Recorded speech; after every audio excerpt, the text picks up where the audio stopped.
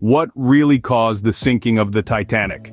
To answer that, let's start with the fateful collision. In the early hours of April 15, 1912, the Titanic, a massive, supposedly unsinkable ship, was making its maiden voyage across the North Atlantic. On this fateful night, the ship's captain, Edward Smith, and the lookouts on duty faced a chilling reality. An iceberg, a monstrous mountain of ice, loomed in the ship's path. It was spotted too late, and the colossal ship was moving too quickly. Stopping or maneuvering was impossible. The collision was inevitable. Imagine the sheer terror of the moment. A floating city of steel, carrying more than 2,000 souls, hurtling towards an iceberg at a speed of 22 knots. That's roughly 41 kilometers per hour. The excessive speed of the Titanic was one of the primary contributors to the severity of the collision. But speed wasn't the only factor at play here. The night was dark, and the atmospheric conditions were far from optimal. The Titanic's lookouts were at a severe disadvantage. The ship's emergency alert system was limited, and the use of warning lights was restricted. The iceberg was seen, but it was seen too late. The iceberg struck the Titanic with an unimaginable force. The ship's hull, though made of the toughest steel of the time, was not strong enough to withstand the impact.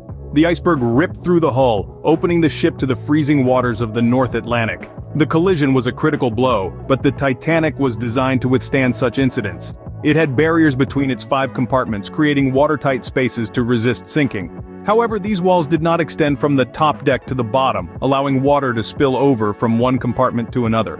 The watertight doors were partially left open, letting water pass between compartments. The ship, once thought unsinkable, began to take on water. The collision with the iceberg was the catalyst, but it was not the only factor that led to the Titanic sinking.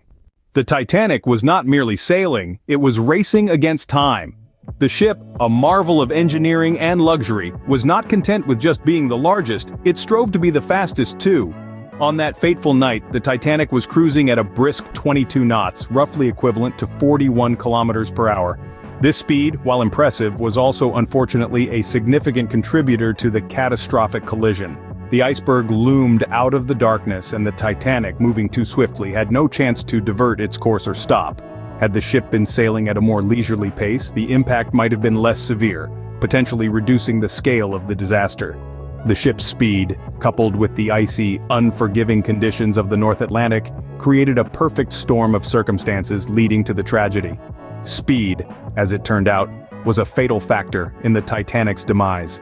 The Titanic, for all its grandeur, was not without design flaws. One of these was in the deck compartments.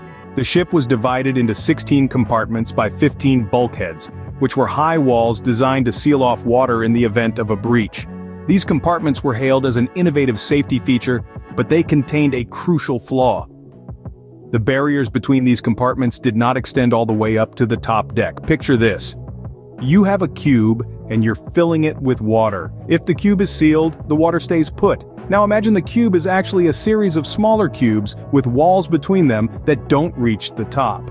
When you fill one of these smaller cubes with water, it will eventually overflow into the next one.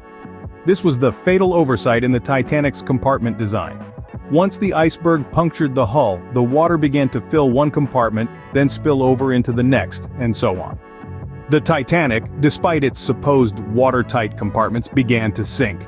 The second major design flaw was in the watertight doors. These doors were designed to seal off compartments in case of a breach. However, they were not fully closed at the time of the collision. This allowed water to pass between compartments more freely, further hastening the ship's demise. The Titanic was thought to be practically unsinkable due to these design features, but in a cruel twist of fate, these very features contributed to its sinking.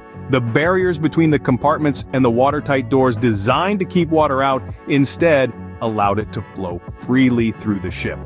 In hindsight, it's easy to see how these design flaws led to such a devastating outcome, but at the time they were considered state-of-the-art safety features.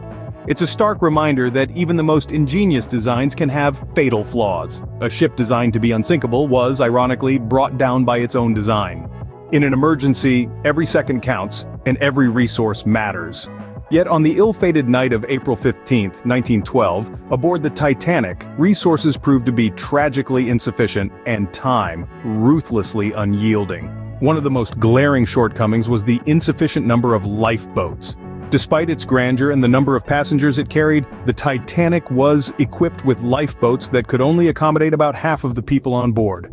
A heartbreaking reality that left many staring at their impending doom with nowhere to run. But even this grim number doesn't tell the full story. Not all lifeboats were filled to capacity. In fact, the first lifeboat to launch capable of carrying 65 people left with just 28 aboard. A lack of organization, a lack of time, and a lack of understanding of the severity of the situation contributed to this underutilization. As if these circumstances weren't dire enough, the crew's training in evacuation procedures was also woefully inadequate. Many crew members were unfamiliar with the lifeboats, unsure of how to launch them, and unprepared for orchestrating an orderly evacuation. This lack of training resulted in further chaos and confusion, exacerbating an already desperate situation. In addition to these life-threatening shortcomings, the Titanic's emergency alert system was also found wanting. It was limited and inadequate for the task at hand. Although the ship was equipped with a radio, it was primarily used for sending passenger messages, not for emergencies. The failure to adequately warn the crew and passengers of the impending disaster further delayed the initiation of evacuation procedures, contributing to the high death toll. Indeed, the Titanic was a marvel of engineering, a symbol of mankind's ingenuity and ambition. Yet it was also a stark reminder of our fallibility. The insufficient lifeboats, the underutilization, the lack of crew training, the inadequate emergency alert system, all these played a part in the tragedy that unfolded that night. The Titanic's sinking was a tragic result of a series of failures and oversights, a tale of human error and hubris, of dreams shattered and lives lost. A tale that continues to captivate and caution us even over a century later. The sinking of the Titanic was a tragedy of monumental proportions. A disastrous confluence of factors led to this catastrophe.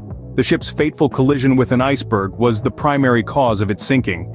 The inability to spot the iceberg in time made a maneuver or halt impossible.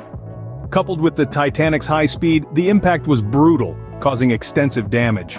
Subsequent design flaws in the ship's deck compartments and watertight doors exacerbated the situation. The barriers between compartments were not high enough to prevent water from flooding into adjacent areas. The watertight doors, partially left open, further allowed water to seep through.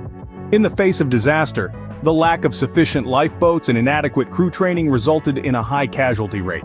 Moreover, the limited emergency alert system failed to warn in time, and the atmospheric conditions made it difficult for lookouts to spot the iceberg early.